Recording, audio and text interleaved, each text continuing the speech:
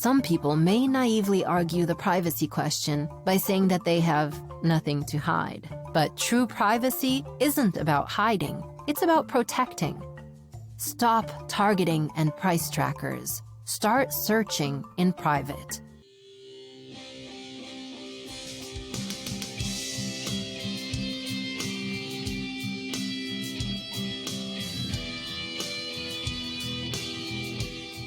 Welcome to Enemy of the Surveillance State, where we discuss news, tips, and open source tools to help you protect your privacy in an age of mass digital surveillance. I am your host, C. Mitchell Shaw, and joining me today from StartPage is Alex Kubiak, Senior Product Manager at StartPage, and Kelly Finnerty, Director of Brand and Content at StartPage. StartPage bills itself as the world's most private search engine. We're going to be discussing the steps that they take to protect your privacy and why you should consider StartPage as one of the tools in your privacy toolbox this week on Enemy of the Surveillance State.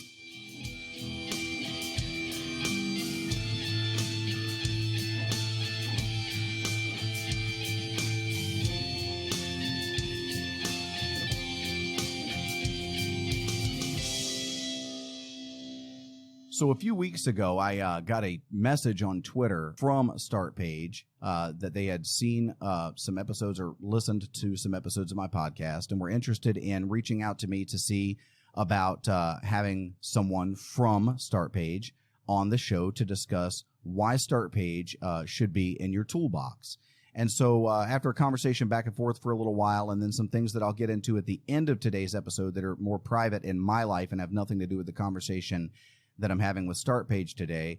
So be sure to listen to the end of the episode today. So for those of you who tune it out as soon as I get boring, you don't want to do that this time. You want to hang around because I've got an announcement at the end of this that'll sort of explain why it's been so long since I've done an episode. And, I've had some issues in the past. And so we'll talk about that at the end of this. But getting past all of those things in my own private life, I finally got back up with StartPage and I've got them on today on the show. I've been using StartPage for a few days now. As your regular listeners know, I like DuckDuckGo. I really, really like DuckDuckGo. One of the weaknesses of DuckDuckGo, though, in my opinion, and everybody's allowed their opinion, and since this is my show, my opinion matters the most, and you should listen to it. The most glaring weakness to me, and in fact, it may be the only glaring weakness that I can think of off the top of my head, is that DuckDuckGo does not return the same results as Google. Now, that's a pro and a con. There's a reason for that. Google, as we all know, filters their results, right? So they know that I am C. Mitchell Shaw, and they're going to filter results to me that they think somehow their algorithm says are more in line with who C. Mitchell Shaw is when I do a Google search.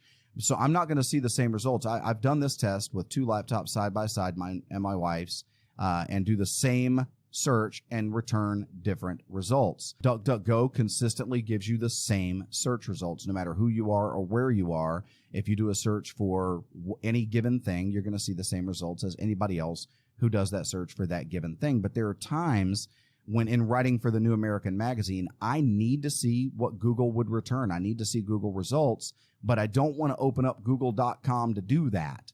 And to be frank, Google they're very good at what they do. Set aside the privacy concerns.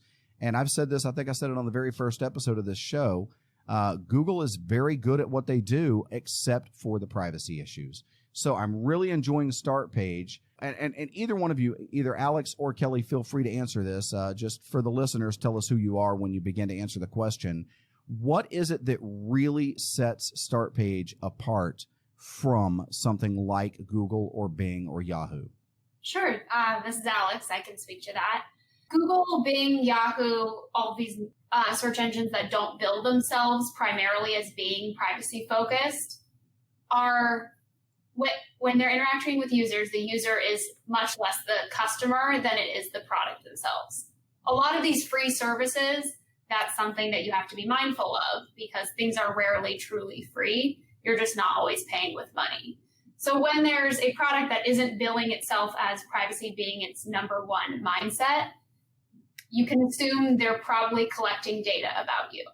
And when you dig into these companies' privacy policies, that is confirmed.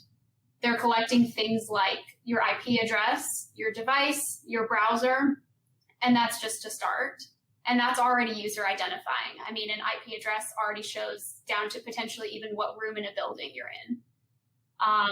Past that, they can be collecting your search activity, creating a profile of you that might be more intimate than what your friends or your partner knows about you, the websites you're clicking on, what times of day you're searching, trying to figure out your sleep. It can figure out your sleep schedule, your work schedule based on your search habits. And depending on the browser and device you're using, then they can tie in your photos, your emails, purchases you've made, your contacts, and your network. And this information is used for a myriad of ways, including targeting you with manipulative ads and content, placing price trackers on you. So maybe you end up paying a lot more for a flight because they know you're using an iPhone, and people with iPhones tend to have slightly higher salaries, and you can probably afford that more expensive flight. And then at worst, they sell your data to advertisers, politicians, et cetera, for behavioral advertising. So that's kind of the lay of the land of non-private search engines. How StartPage is different is that it bills itself as privacy first. There's no compromise when it comes to your data, and that's how we feel. So we put in our privacy policy, as well as, all through our website and marketing, that we're not collecting this information. The number one easy to understand piece that we're not collecting is the IP address, first and foremost. We store it nowhere. We don't see it. I can't see it if I try and go look in data somewhere. We're not passing it to Google for the results either. So IP address is just not a factor, and neither is any other personally identifying information, which makes it so that every time a user visits our site, to StartPage and to Google, who's providing the results, it's just another search. We can't tie people together based on their searches. We don't know anything else about them. And from our point of view, every single person could be new, or maybe we only have one user that's searching millions of times per day. There's no way for us to know, so there's no way to build a profile on you, which means you're going to get the exact same search results that anyone else in the world would be getting. There's no manipulative ads and content. There's no price trackers. All of that is gone. That's amazing. So by way of analogy, in the very first episode of this podcast, I talked about rewards cards at grocery stores and what have you. And I remember when you'd go to the grocery store and a can of beans was just on sale, or ears of corn were just on sale. Nobody does just on sale anymore. Now there's their regular price and their price if you have the card. And of course, the card is so that they can tie all of your purchases together into a single profile. What I did not say in that episode, I don't think I did anyway, and if I didn't, shame on me, because I really should have. Imagine if every American, I just give out my phone number right here, right now on this podcast, and then you all share it, and people share it, and everybody shares it. And so when you go to Kroger or wherever, and you're going to make a purchase, you say, oh, I forgot my card, but here's my phone number, and you put in C. Mitchell Shaw's phone number, so now we're all using that same account. All of those purchases are being dumped into the same bucket. And then, of course, I never even pay for gas again because you all are all using my rewards card, and I'm getting like $12 off a gallon of gas or whatever. But there would be no way for them to track that because it's all in one bucket. They don't have individual buckets, one for C. Mitchell Shaw, one for Alex, one for Kelly, one for Bill, one for Bob. It's just one bucket. All they know is that everybody bought everything. They don't know that C. Mitchell Shaw, his favorite beer is Killian's, and my favorite beer is Killian's, or Guinness. So if anybody out there wants to send me a gift, that'd be great. So is that similar, Alex, to what you're describing in the way these search results are all dumped into one bucket? That's a great analogy. It's just like the grocery store example, but if the grocery store example could also come into your home and, tell you exactly what to buy with advertising that follows you around 24 hours a day. Oh, they do. Yep. Oh, they do, because they sell that to data brokers who then put it all together into even more intimate profiles. Startlingly accurate is the phrase that I usually use to describe this, because, once Kroger knows my shopping patterns there, and Best Buy knows my shopping patterns there, and Google knows my search engine results, then all of that gets sold to some data broker somewhere who knows me, like you say, better than my wife knows me, truly better than I know myself, because being a human being, I lie to myself about my motives and my intentions, but the algorithm just sees numbers. It just sees the truth.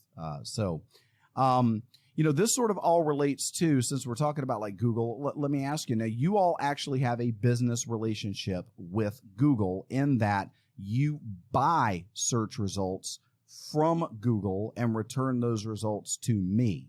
So just, is that accurate in the way that I phrased it? That's correct. Okay, so then it's a little like you're acting like a man in the middle.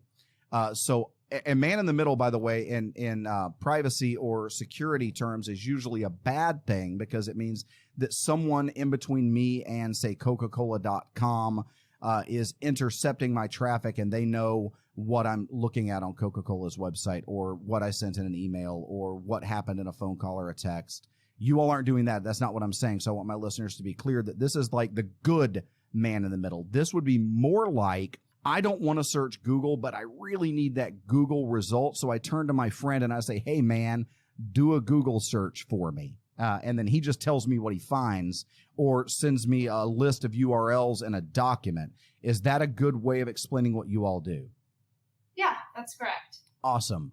So where this really comes down then is you all don't capture IP addresses. So even if you wanted to, you could not turn IP addresses over to Google.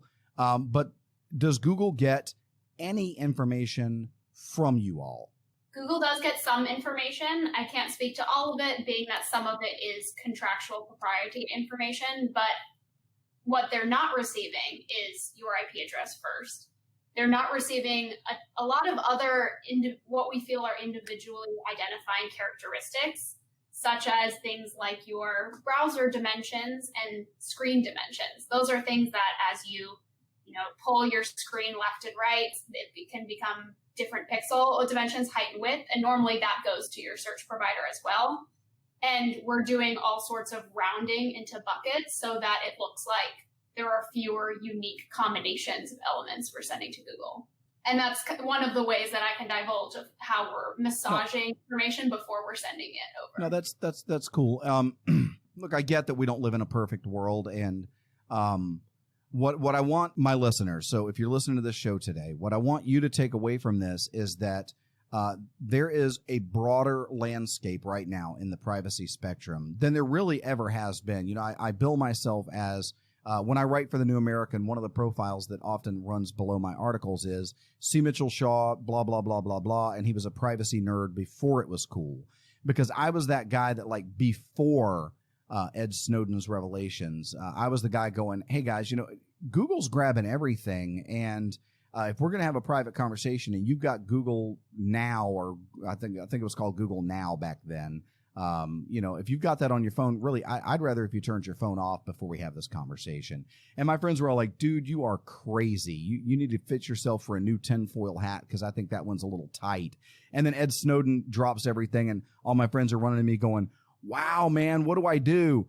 So like more than 7 years later, the privacy landscape is larger than it was then, because back in the day, there was like one or maybe two email providers that I felt like I could trust with my privacy, one or two search engines. There was, and still really, I'll just say it, there's DuckDuckGo and there's StartPage. If I do a search, I probably wouldn't use another search engine. If you're out there and you're listening, of another privacy oriented search engine that I should profile on the show, reach out to me, email at enemyofsurveillance@protonmail.com. And let me know what you think. But it's a wider space right now. There are more companies and more people that are concerned about privacy than ever in the past. And I think that is fantastic. Kelly, do you have anything to add to sort of where we are right now in the conversation? Yeah, no, I love that we do have more companies entering the privacy space. Alex and I will always keep an eye out on the news to see what the latest new product, whether it's a search engine or a messaging app. For us, we don't see other privacy products as competitors. For us, we're really excited to see new products enter the space, because for us, it's about really, number one, raising awareness that data collection occurs and that people have the power to take some of that back. So many people feel like the the price they have to pay to access the internet is with their personal data and information and privacy. So for us, we look at DuckDuckGo as a great tool for people. We're all about choice. And so, if you want a European-based search engine that delivers Google results anonymously, StartPage is the choice for you. But we're always excited to see more privacy products enter the space. That is one of the things that I really love about the privacy space is that. So I had Todd Weaver from Purism on a few months ago, and we were talking about the new Librem 5 smartphone that he's come out with. That's really sort of, it's still early. I mean, this is not a daily driver right now, but it's moving toward being a daily driver, so that you have a device that you can carry everywhere with you, because that's what you do with a smartphone that protects your privacy and respects your privacy. And one of the things that he said was that they've open sourced everything in that. The schematics, you can actually download the schematics, and if you wanted to build that phone yourself, you can source the parts and build that phone yourself. They've outsourced or open sourced all of the software, so you could actually just recompile all of that software. And I said, Todd, what keeps somebody else from coming along in a year or 2 or 5 and building your exact phone, except with a few tweaks that they put in? He said, oh gosh, nothing, and I hope they will, right? So that is what I love about this space, because in the I want it all space of surveillance software, Google, Facebook, Twitter, or maybe not so much Twitter, less so. So maybe I shouldn't have even said Twitter, but Google, Facebook, Microsoft, their model is everybody is a competitor because there's only so much to go around, and I want it all. But in the privacy land space, I keep seeing more and more of, hey, there's plenty here for everybody, and the main objective is that we just need to protect people's privacy. So either one of you feel free to answer this. I know that DuckDuckGo, their business model, their monetary model, because look, we live in a material world, and everybody has to make a profit. I too am a greedy capitalist pig, and in saying that, if anyone wants to support the show, there will be links in the show notes for my Patreon page and also my Teespring page, where you can go on and either at Patreon support the show with a few dollars per month, whatever you're comfortable with, to help the show keep going. And then also on Teespring, you can buy some really cool merch, T-shirts, hoodies. I know it's July and nobody's going to buy a hoodie, but stuff like coffee cups, things like that you can kind of show off that you are an enemy of the surveillance state and support the show at the same time. But being a greedy capitalist pig, I recognize it's important. Everybody has to eat and keep a roof over their heads, and the things that we do, we need to make money doing, or we really sort of can't justify some of those things, right? So DuckDuckGo's model is ad-based. You will see ads. Now, you can opt out of those ads, but you will see ads. What is StartPage's business model? How do you guys make a profit? It's very similar to that. It's using ads as well. Get more into the nuance of ads. We call them behavioral ads versus contextual ads in the space of search result ads. And StartPage is only ever using contextual ads, which is completely based on your search term. And other search engines like Google and the non-private ones are always using behavioral advertising, which uses the pages visited, searches performed, like you were mentioning with your and your wife's comparisons in the search results. Both, StartPage absolutely 100% uses only contextual advertising, and that's what we would say is the number one important differentiator as far as the ads that you're getting. And if someone clicks on that, an ad is how we make the money there. Okay, so if I do a search for dozen roses and then put in my zip code, right? Because I need to find a dozen roses and I don't want to go to Sheboygan to get them, right? And I don't live near Sheboygan. I don't even know where Sheboygan is. It doesn't matter to me. But so because I do a search for 1 dozen roses, my zip code, I'm going to see ads for florists in my area, which, duh, that's what I'm looking for. So this is very fair. And if I click one of those ads, then you all pick up a couple of shekels. Correct. Okay. But tomorrow I do a search for sneakers or tennis shoes or boots or whatever. I'm not going to now see ads based on yesterday's search for 12 roses. Correct. Because that's gone. And even if you searched again today for 12 roses and didn't put a zip code, we would have no idea where you were looking for the roses. As far as Google is concerned, they would return ads for florists within a similar zip code to where our servers are based in the US. That's awesome. So let's say one of your servers, and I don't know where your servers are, but let's say one of your servers is in, New York City. So then I do a search for roses, 1 dozen roses, and I'm going to see like 3 or 4 ads for like Midtown Manhattan and things like that, because Google's just going to look at where the server is located. It can see the IP address of your server, so it just assumes that's where I am. Because again, going back to my model earlier, you guys are acting like my man in the middle. Right. So I call my buddy in Oklahoma City and I say, hey man, I need to find some roses. Do a search for me. Do a Google search. He does a Google search. He's gonna like here's a phone number you can call. Dude, that's in Oklahoma City. Well, I'm in Oklahoma City. Of course, it's in Oklahoma City. So similar to that then. Yeah. Awesome. So there were a couple of really neat news pieces in the last couple of days. July 14, Digital Trends reported Google sued for allegedly tracking app users who opted out. So this matters to this conversation, though this is not about search engine results. This is not about searches. This is about, I've got this Google app or that Google app or any other app. It doesn't even have to be a Google app. It's just an app that has permissions for Google on my, say, Android or iPhone, and I do a search, and I've opted out on that app of having that information sent over to Google. Well, as it turns out, Google is dishonest. Their business model is essentially dishonest because they say, fine, you've opted out.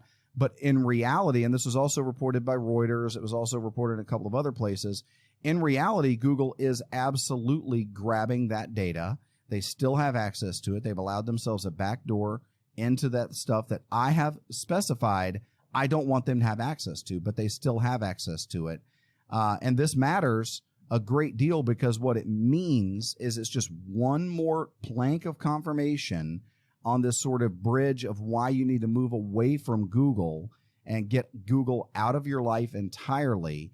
Google simply can't be trusted. They will say this is similar to a few years ago with the Google applications for education, the GAFE suite, where Google was caught 3 times spying on, surveilling, vacuuming up data from school kids. So Google makes these Chromebooks available to schools at little or no cost, and in reality, no actual cost, even if there was a small cost attached that's offset in other ways. So, of course, schools are like, yeah, we'll take 1,000 of your computers for our students. We'll do that, a school system, right? And then Google's like, but we're not going to spy on your kids because they're minors and we don't want to see their. And then as it turns out, they were. And they're like, okay, well, really, really, really, this time we won't do that. And then they did it again. And then it was really, really, really, we won't do this.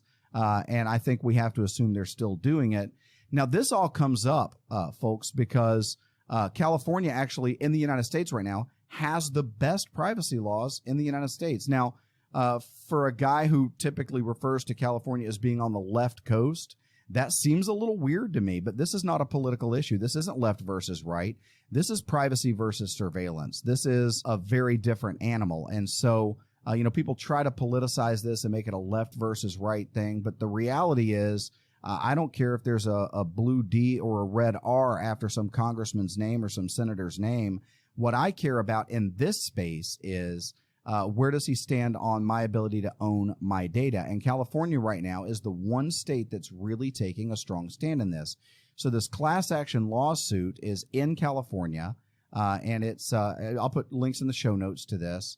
And it's kind of a big deal right now because, we're having to look at like, what does it mean that California has this law and other states don't? So you all are based, and either Kelly or Alex, feel free to answer this. You all are based in the Netherlands. Is that correct?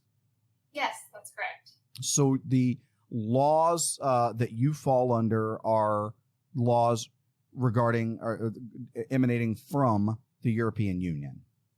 Right, and even within those Netherlands-specific laws. Which is even more protective, more protective. Right. I want to say stringent or restrictive, but it's not restrictive of the user. It's restrictive of the companies and their ability to harvest data from those users. So these are very, very liberty-oriented, and that's a capital L liberty, freedom-oriented laws, correct?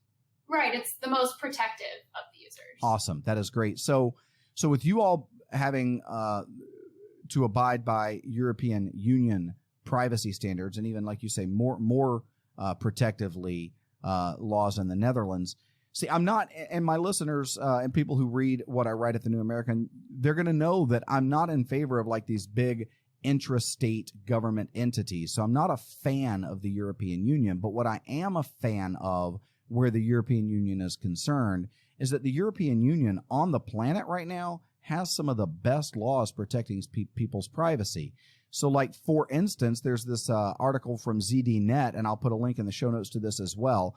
Headline reads, Siri, Alexa, and Google Assistant in the spotlight as Europe launches Internet of Things investigation. So the Internet of Things, for those of you who don't know, this is like your smartwatch, your Alexa device, your smart refrigerator, these things. You don't interact with them to search the Internet. You don't interact with them actually in regard to the Internet at all, but they interact with each other and with their masters via the Internet. So, there's this big to-do where Fitbit is being purchased or hoping to be purchased by Google, and the European Union is likely to stymie that. Google is going to have to make all sorts of promises that they won't keep about how they're not going to harvest users' health data. I can tell you my Fitbit is in a box, and I never plan to put it back on my arm if this deal goes through.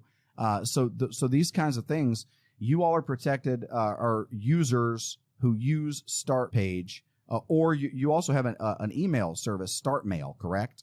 Right. It is a separate business, but yes. Okay, so sort of a sister thing there. Yes. And all of that is protected under the privacy laws of the European Union.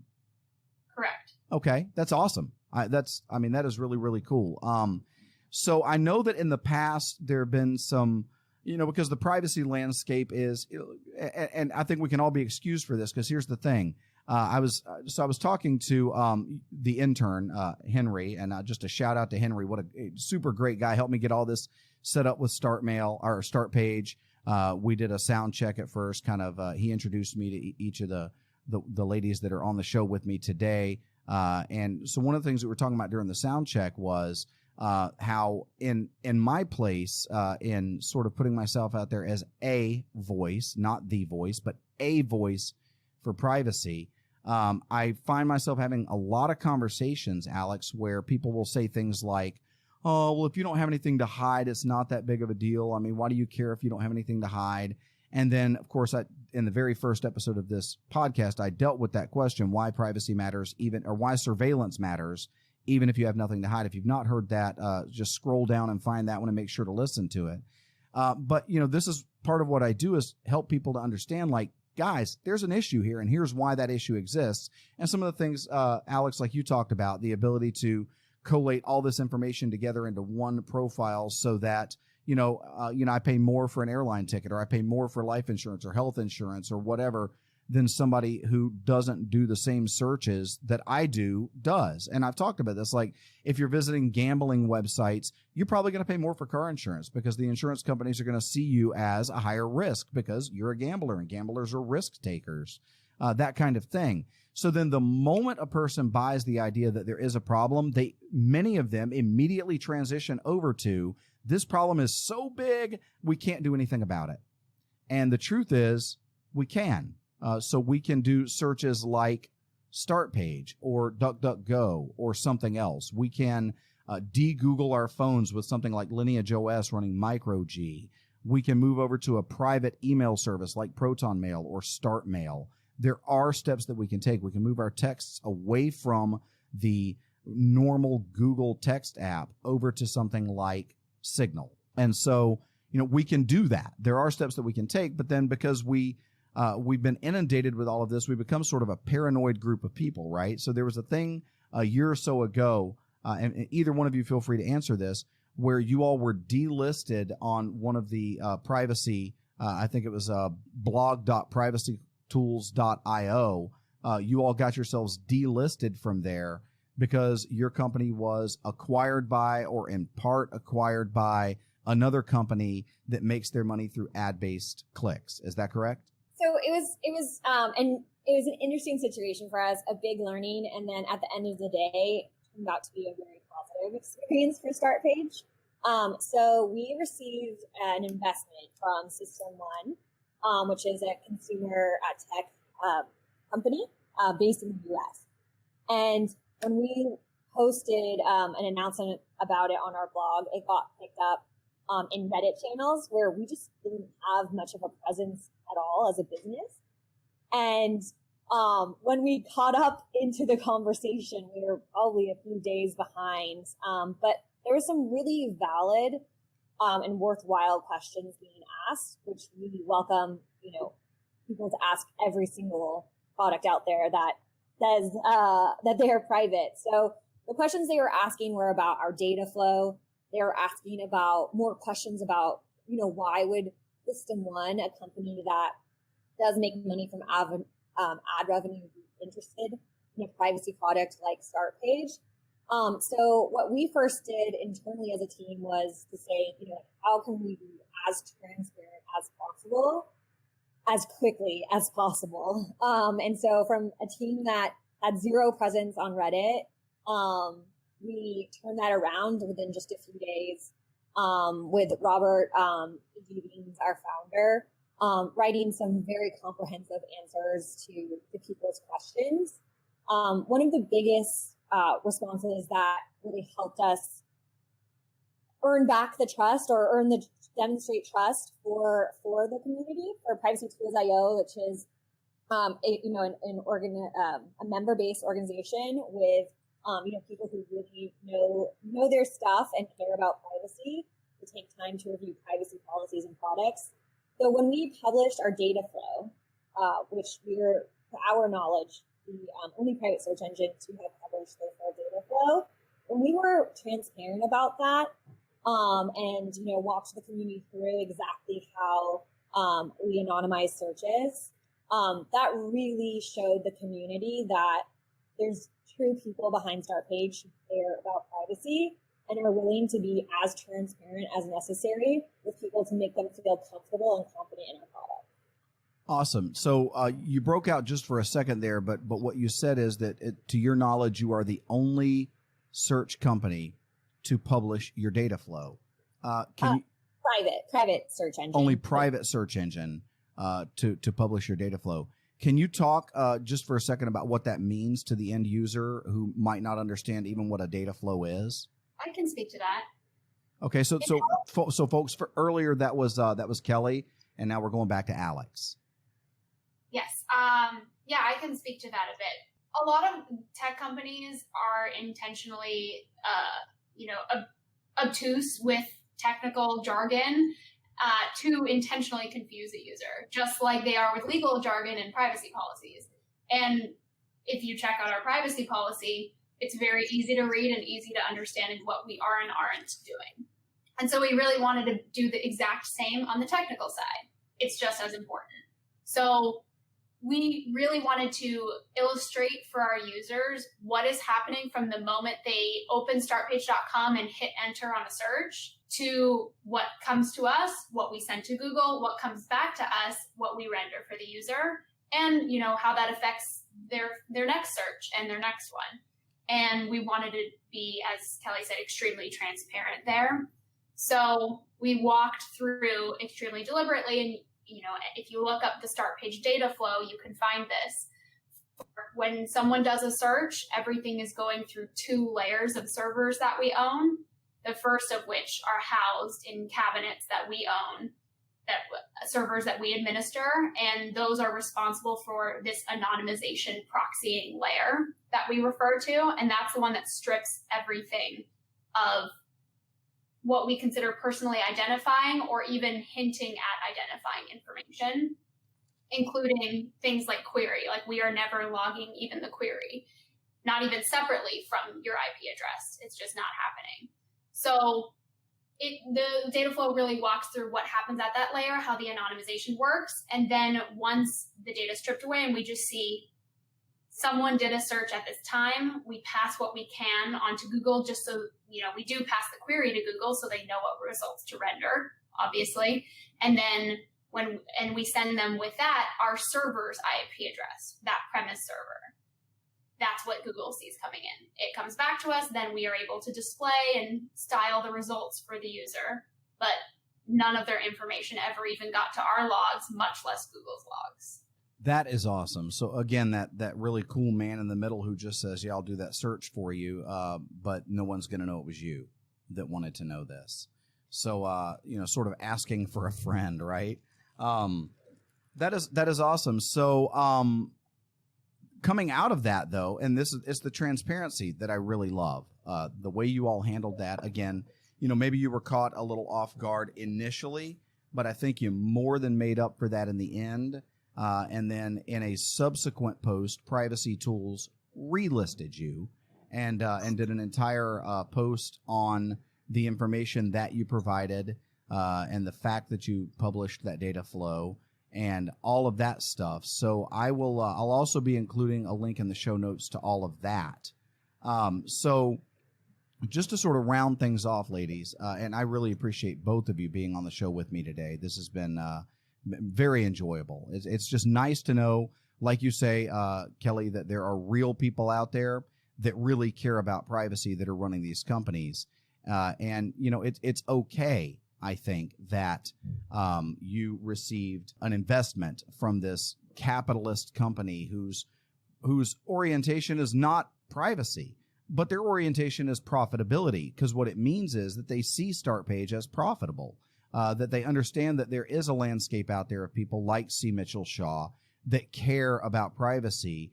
And I'm not going to use Google. I'm not going to use Bing. I'm not going to use Yahoo. I'm not going to use these search engines who exist to harvest my data. I'm going to use something like DuckDuckGo or StartPage. And so there's a profit for these companies to invest in something like that and allow your infrastructure to grow, allow you better marketing capabilities, and to get your message out there about who you are. And I think your ability and your willingness to be so transparent about that, once you realized that people needed answers to this, you provided those answers. I think that's fantastic. So thanks for doing that. Is there anything that we haven't covered in this episode that either of you ladies feel like we should have covered? One thing that I wanted to add was when we were talking about the differences of StartPage from other private search engines. And we covered that it's based in the Netherlands, that it uses Google results. Those are two of the main points. But the third one that we haven't mentioned was our feature anonymous view.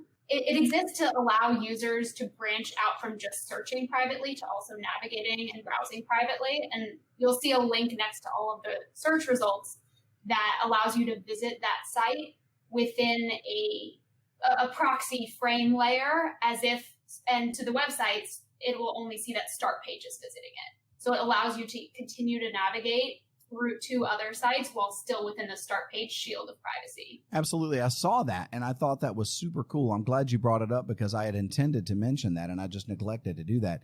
So going back to my analogy about having your friend do the search result for you, I turn to my friend and I say, hey, man, can you do a search for a dozen roses for me? And he goes, yeah. And then he just turns his phone toward me so I can read that off his screen. It's private. You don't really get a lot more private than that. So to sort of explain that, I go to startpage.com. I do a search for a dozen roses. Beside every one of those listings is this anonymous button. So I can actually view that anonymously. Sure, it opens in my browser. It opens on my machine, but not as me, if I understand that correct. Is that right? That's right. I mean, obviously, as you mentioned, we have to be conscious about the browser and machine you're using because they will also know who is using it. But as far as the search sites are concerned and the websites that you're navigating to, you'll be completely anonymous from them. So do you all offer any kind of service through Tor? So if I wanted to do a StartPage search through Tor, is that something that's baked into StartPage or would I need to open Tor and then go to StartPage?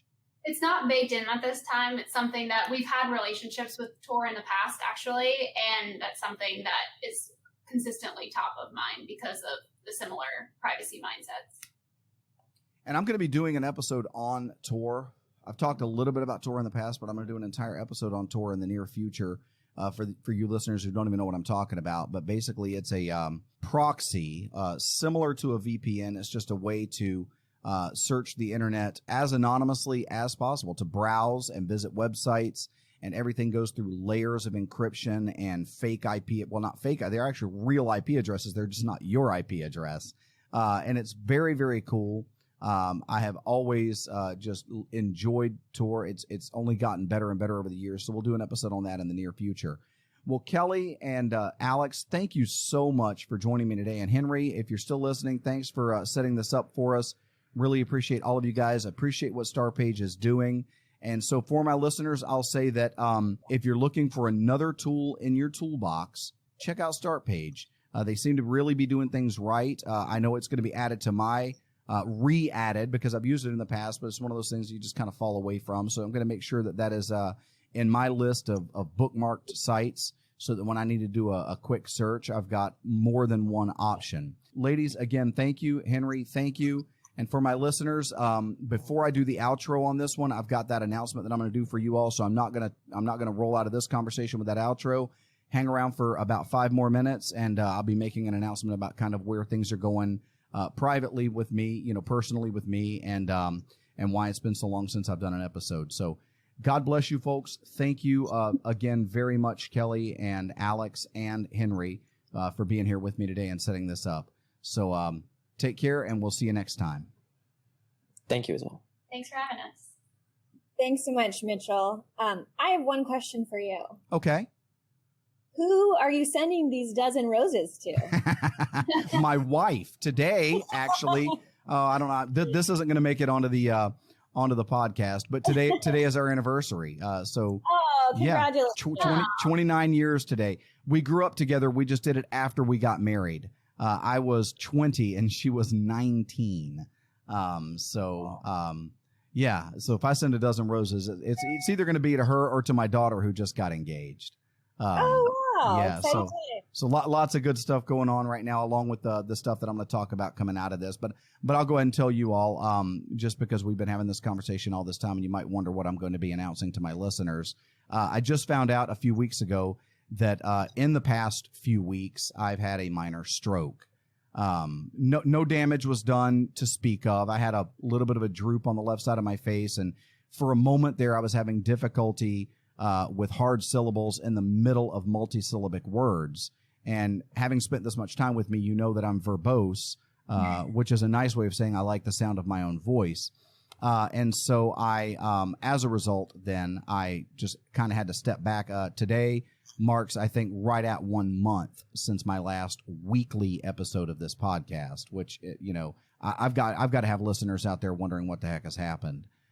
Because I've not reached out to anybody. I just had to take that time to sort of get my head on straight and deal with, like, how do I move forward? Some things in my life that are changing. I am trying to quit smoking. That's one. And then, just getting a bunch of tests run and all this other stuff to figure out where I go from here. So, it's just been really, it's been a weird month and a half for me. And I actually did that last episode of the podcast post-stroke, but pre-finding out about the stroke. So it was once, when a doctor says stroke to you, you kind of stop and go, okay, I'm not doing anything for a minute now.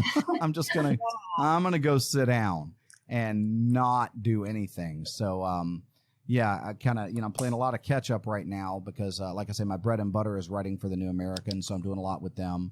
And I got behind on all of that because I did take a couple of weeks where I didn't do anything at all. I didn't even touch my laptop for 2 weeks. And so anyway, got all the good stuff going on in my life, got all the weird stuff going on in my life, and it's just been a lot of fun. Just keeping things interesting so that nothing gets boring. Well, thank you for sharing that with us. And it seems like you're pretty well onto your road of recovery. I am. The doctor said everything should be fine. It's just going to be a matter of time. The droop is almost completely gone. I think maybe once or twice, you all probably didn't hear it, but I picked up on it once or twice in this conversation. I kind of struggled with a word here or there, but it's not, I've got a friend that recently had a stroke and it's like he got hit by a bus. And I think, I pray for him and I thank God that it wasn't that bad for me. This is more a shot across the bow, just to say that there are some things I need to be paying more attention to in my personal health. So, if any of you are praying people, I would welcome your prayers. So, well, we'll most definitely be in our prayers. I appreciate that. When Henry kind of directed us to your YouTube channel, Okay.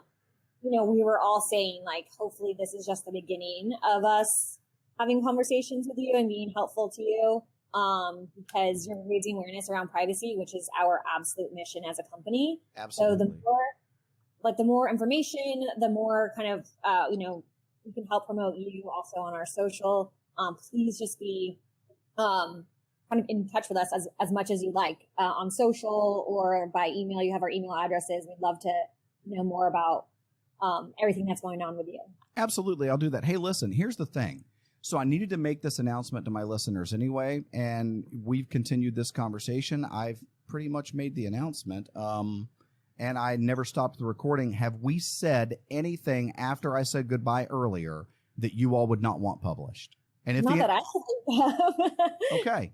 Well, then that is it. I've made the announcement. So I'll say this in closing to my listeners. One of the changes that I'll be making, at least for the interim, is that I'm not even going to attempt to make this a weekly podcast right now. I'm going to go to a bi-weekly format. If the mood strikes me and I decide to do an episode in the interim in between those 2 weeks, then I will. And if I don't, then I won't. I ask all of you to be praying for me, C. Mitchell Shaw, and for the show, Enemy of the Surveillance State. And please consider continuing, if you've not already done so, to support the show using Patreon or the Teespring account. And again, my guests today have been from StartPage. This has been one of my very favorite conversations ever. It has been just a blast getting to know you all, and we will definitely stay in touch. I imagine I'll be having you all back on the show, and we'll just continue our conversations moving forward. So God bless you. Stay safe. And if you're out there, don't lick any doorknobs or anything silly like that. There's still this weird COVID thing going around. And we'll catch you in a couple of weeks on Enemy of the Surveillance State.